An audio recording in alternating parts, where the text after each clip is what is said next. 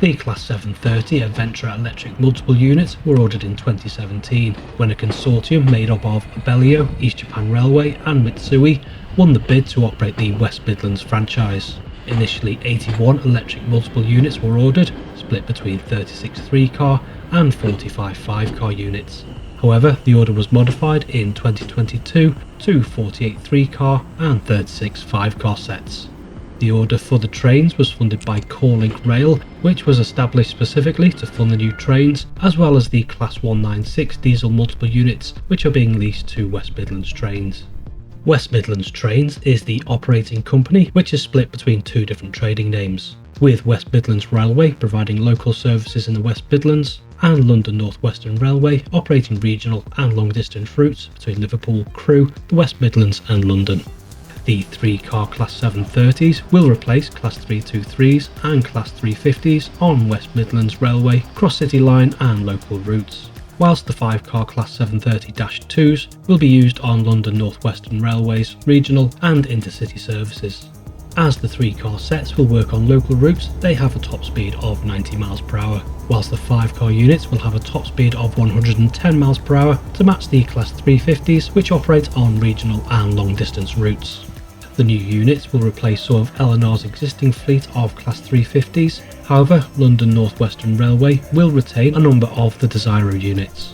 Thankfully, at least in my opinion, L&R will be dispensing with the Class 350-2s, which have 3+2 seating, and will retain the Class 350-1, 3 and 4s, which have 2+2 seating. The remaining Class 350s have either already been refreshed or will be refreshed, with the units fitted with Wi-Fi and charging points. All of the new Class 730 units will have 2+2 seating, with the 3-car units fitted with 199 seats, whilst the 5-car sets will have 406 seats. Speaking of seats, the ones fitted to the new trains are reasonably comfortable and seem to buck the trend towards ironing board seats fitted to most modern trains these days. In fact, I think this is the most padding I've seen fitted to a seat on a train constructed within the last 5 years. Simon Trains did point out in his video that the 3-car Class 730s will have fewer seats than Class 350s, which have 4 carriages, and the 3-car Class 323s, which have 3+2 seating. However, the 730s feel incredibly spacious inside and have more capacity overall when you include standing space. Although the units are based on the same Aventra design as the Class 345s operating on the Elizabeth line, I never really appreciated just how spacious the units feel, but it really struck me how big the 730s look on the inside.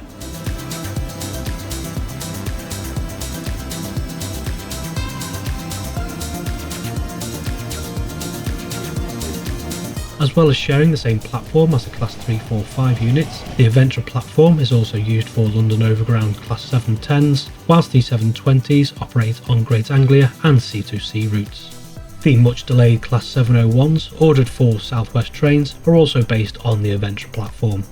Despite the units having now been manufactured in relatively large numbers, there have been issues with later generations of the units, which differ from the ones used on the Elizabeth line.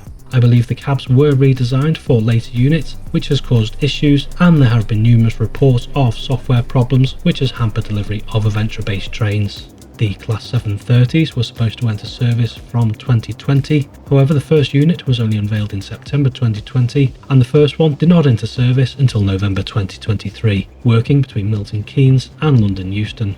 A number of reasons have been stated for the delay, including the pandemic and delays caused by the large volumes of vehicles the manufacturer was producing at the time, and rectification work Bombardier, now Alstom, was having to undertake on the Aventras it had already produced.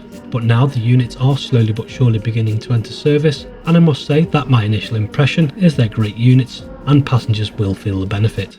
Both the 3 and 5-car sets will have at least one fully accessible toilet, which is located next to the space for wheelchair users. The toilet door is now locked. The toilet door is now locked. The doors are clearly marked to show where the wheelchair spaces are, in addition to showing where the bike storage area is, as well as the number of cycle spaces within that area. Unfortunately, as the 730s are based on the Aventra platform, they do not provide step-free access from the platform onto the train, which I think is my only one complaint about the units, but it is frustrating in this day and age, to say the least. You may have noticed that the core section of the Elizabeth line does have step-free access, but this is because the new station platforms were built to match the height of the units.